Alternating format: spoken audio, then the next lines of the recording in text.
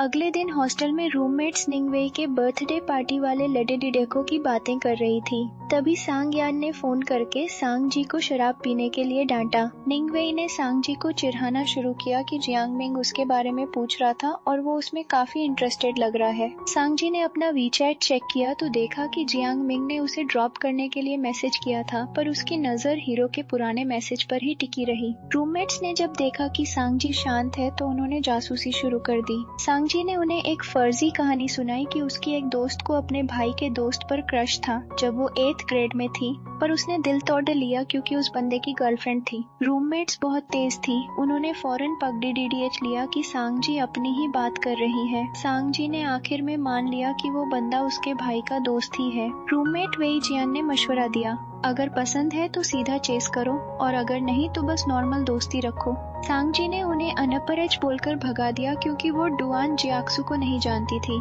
फिर सांग जी ने हीरो का मैसेज देखा और तभी सांग यान का कॉल आया। भाई ने कहा कि डुआन जियाक्सु ने हमेशा तेरी मदद की है तो कभी मौका निकालकर उसे डिनर पर ले जाओ। सांग जी ने सोचा कि उसका भाई सही कह रहा है क्योंकि हीरो उसके साथ हमेशा से बहुत अच्छा रहा है। सांग जी ने डिसाइड किया कि वो डुआन जियाक्सु को थैंक यू बोलने के लिए बाहर खाने पर बुलाएगी। उसका दिल डर और एक्साइटमेंट दोनों से भरा था। एक तरफ वो पुरानी यादें थी जिन्होंने उसे रुलाया था और दूसरी तरफ वही पुराना एहसास जो हीरो को देखते ही वापस आ जाता था। उसने सोचा कि शायद ये एक मौका है उन 2 साल की दूरी को खत्म करने का। वो सोचने लगी कि वो क्या पहनकर जाएगी और हीरो से क्या बात करेगी, लेकिन उसके मन में अब भी वही सवाल था, क्या डुआन जियाक्सु अभी भी सिंगल है या वो अब भी किसी और का इंतजार कर रहा है। सांग जी को बुरा लग रहा था कि उसने एडमिशन से पहले और अब तक हीरो के मैसेजेस को इग्नोर किया। उसे लगा कि कहीं डुआन जियाक्सु उसे एहसान फरामोश ना समझे। दूसरी तरफ ड्रीम एंटरटेनमेंट कंपनी में सालाना गेम मीटिंग चल रही थी। मीटिंग की हेड वही लडेडकी थी जो हीरो के साथ एयरपोर्ट पर दिखी थी।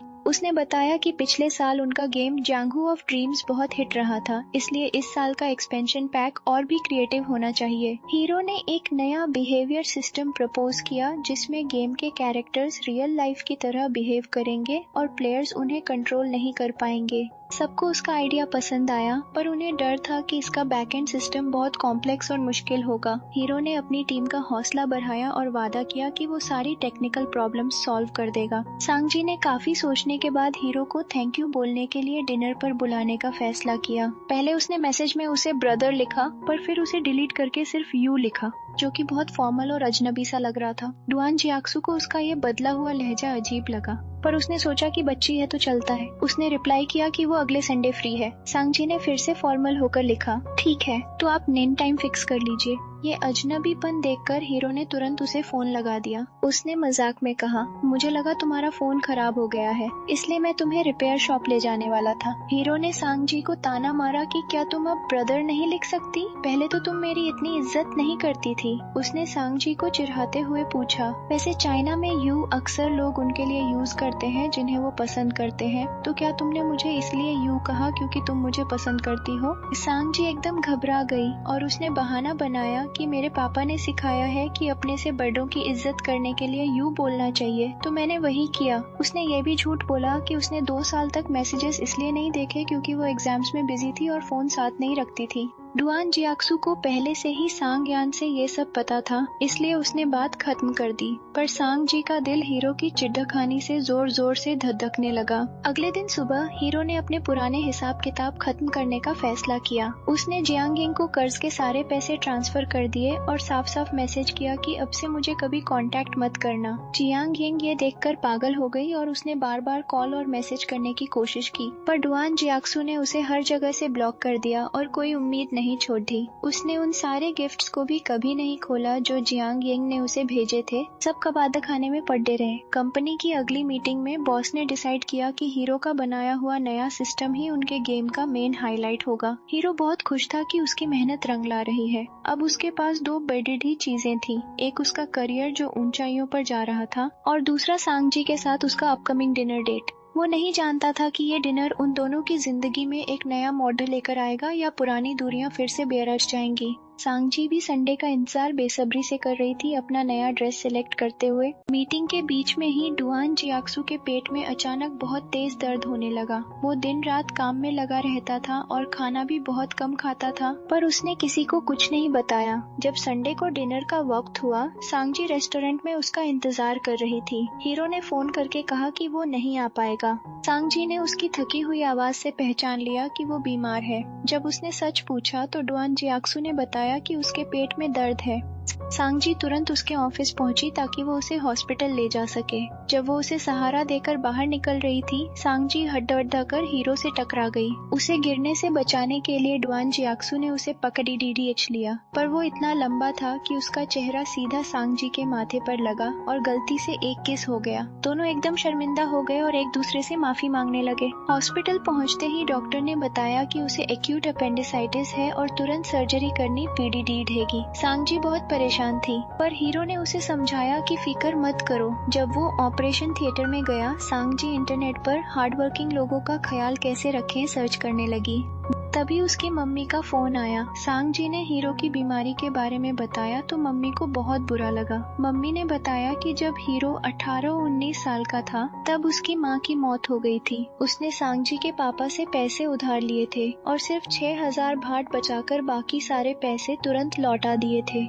पापा ने मना किया, पर हीरो ने जिद करके 6 महीने के अंदर सारा कर्ज चुका दिया था। ये सुनकर सांगजी का दिल भर आया। उसे एहसास हुआ कि डुआन जियाक्सू कितना अकेला और दुखी रहा होगा। सर्जरी के बाद हीरो को रिकवरी रूम में शिफ्ट किया गया। डॉक्टर ने उसे 7 दिन हॉस्पिटल में रहने और सिर्फ लिक्विड डाइट लेने को कहा। सांगजी ने वहाँ रुकने का ऑफर दिया, पर हीरो ने मना कर दिया। जब उसने कहा कि वो रोज मिलने आएगी, तब भी डुआन जियाक्सू ने मना किया, क्योंकि वो नहीं चाहता था कि सांगजी उसकी वजह से परेशान हो। सांगजी को लगा कि वो उसे अपने से दूर कर रहा है, इसलिए वो थोड़ी दुखी हो गई और वहाँ से चली गई। हीरो को घबराहट होने लगी कि कहीं सांगजी उस एक्सीडेंटल किस की वजह से तो गुस्सा नहीं हो गई। पर थोड़ी देर बाद सांगजी वापस आ गई और अपने साथ डिनर लेकर आई। उसने कहा, अगर मैं बीमार होती तो आप भी तो ख्याल रखते ना। हीरो का दिल पिघल गया और उसने उसे रुकने की इजाजत दे दी। डुआन जियाक्सू ने देखा कि सांगजी डिनर में फास्ट फूड लेकर आई है। वो उसे कुछ हेल्दी खाना खिलाना चाहता था और नया ऑर्डर देने वाला था,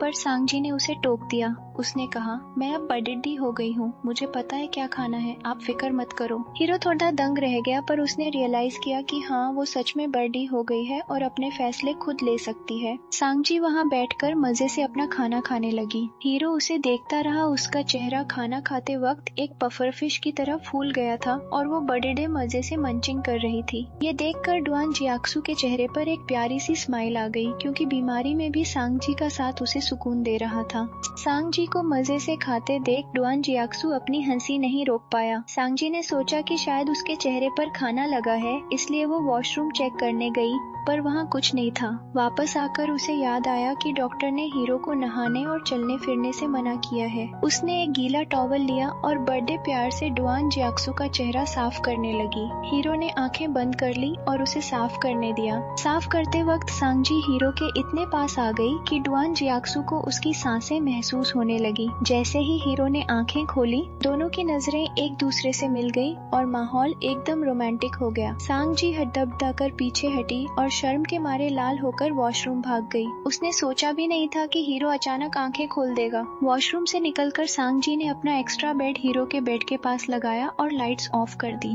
वो अपनी रूममेट्स को मैसेज करने लगी कि वो एक बीमार रिश्तेदार का ख्याल रख रही है, इसलिए हॉस्टल नहीं आएगी। तभी गलती से उसने जियांग मिंग का चैट खोल दिया और उसके सारे वॉइस मैसेजेस बजने लगे, क्योंकि वो वॉल्यूम कम करना भूल गई थी। जियांग मिंग ने उसे मूवी पर चलने के लिए पूछा था। डुआन जियाक्सू, जो ये सब सुन रहा था, ताना मारते हुए बोला, क्या तुमने सारे वॉइस नोट सुन लिए या अभी और बाकी हैं? सांगजी ने उसे डांटा कि वो बातें क्यों सुन रहा है, पर हीरो ने उल्टा उसे ही डांटा कि इतनी छोटी उम्र में मुझ पर इल्जाम लगा रही हो। सांगजी ने बात खत्म करने के लिए सोने का नाटक किया। हीरो को नींद नहीं आ रही थी। उसने जिद की कि सांगजी उसे सारे वॉइस मैसेजेस सुनाए, क्योंकि वो उस लड्डे डके को स्कैन करना चाहता था ताकि सांगजी किसी के धोखे में न आ जाए। सांगजी ने गुस्से में कहा, अगर मैं जियांग मिंग के बारे में बताने बैठी तो पूरी रात निकल जाएगी। हीरो ने चिढ़ाया, तुम तो बहुत हॉट हो। सांगजी ने पलटकर जवाब दिया, ये आप जैसे बुढ़ों के सोने का वक्त है, हमारी टीन लाइफ में दखल मत दो क्योंकि आपको कुछ समझ नहीं आएगा। ये सुनकर डुआन जियाक्सु का चेहरा उतर गया क्योंकि उसने नहीं सोचा था कि सांगजी उसे इतना बुरा फील करवाएगी।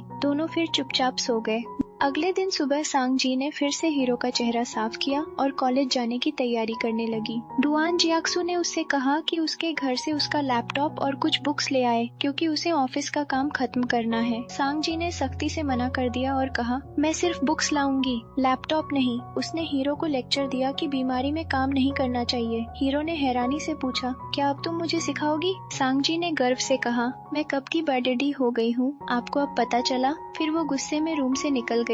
जब वो यूनिवर्सिटी पहुंची, वो काफी लेट हो चुकी थी और उसकी रूममेट्स उससे सवाल जवाब करने लगी। उसने वही बीमार रिश्तेदार वाला बहाना बनाया। निंग वेई ने जियांग मिंग का नाम लिया पर सांगजी ने उसका मुंह बंद कर दिया और पढ़ाई पर ध्यान देने लगी। कॉलेज खत्म होने के बाद जब सांगजी हीरो के घर जाने के लिए निकली तो रास्ते में उसे जियांग मिंग मिल गया। वो भागते हुए उसके पास आया और पूछा कि वो संडे को मूवी देखने क्यों नहीं आई। सांगजी ने उसे बताया कि वो बिजी थी और उसके पास मूवी जाने का बिल्कुल वक्त नहीं था। जियांग मिंग थोड़ा निराश दिखा पर सांगजी का ध्यान तो सिर्फ हीरो और उसकी सेहत पर था। वो बस जल्दी से बुक्स लेकर हॉस्पिटल वापस पहुंचना चाहती थी ताकि डुआन जियाक्सु का ख्याल रख सके। सांगजी ने जियांग मिंग को सच बताया कि उसे एक बीमार रिश्तेदार का ख्याल रखना है, इसलिए वो नहीं आ सकी। उसने वादा किया कि जब वो फ्री होगी तो वो उसे मूवी दिखाएगी। जियांग मिंग ने मौका देखते ही तुरंत कहा कि वो इसी वीकेंड फ्री है। सांगजी थोड़ी हैरान हुई क्योंकि उसने नहीं सोचा था कि वो इतनी जल्दी मान जाएगा, पर अब जबान दी थी तो उसे अगले हफ्ते मूवी ले जाना ही पड़ेगा। दूसरी तरफ हॉस्पिटल में डुआन जियाक्सु ने अपनी बॉस मिस विन को फोन किया। वो गेम सिस्टम के कॉम्प्लेक्स बग्स को लेकर परेशान था और उसने ऑफिस का लैपटॉप हॉस्पिटल मंगवाया ताकि वो खुद उसे ठीक कर सके। पर मिस विन ने सख्ती से मना कर दिया क्योंकि वो चाहती थी कि वो सिर्फ अपनी सेहत पर ध्यान दे और आराम करे। तभी जांगिंग का फोन आया पर हीरो वॉशरूम में था तो उसने कॉल नहीं उठाया। उसने मैसेज भेजकर माफी मांगी और कहा कि वो अपने गुस्से और इमोशंस को कंट्रोल करना सीख रही है। उधर सांगजी हीरो के घर पहुंची सामान लेने। वहाँ उसने घर को गौर से देखा और उसकी नजर हीरो की फोटोज पर पड़ी। वहाँ बहुत सारी फोटोज के बीच एक फोटो उनकी ग्रेजुएशन डे वाली भी थी जो टेबल पर रखी थी। ये देखकर सांगजी का दिल खुश हो गया कि हीरो ने उनकी फोटो संभाल कर रखी है। और इसी के साथ ये एपिसोड यही खत्म होता है। मिलते हैं इसके अगले एपिसोड में। तब तक के लिए चैनल को सब्सक्राइब करके अपना सपोर्ट बनाए रखें।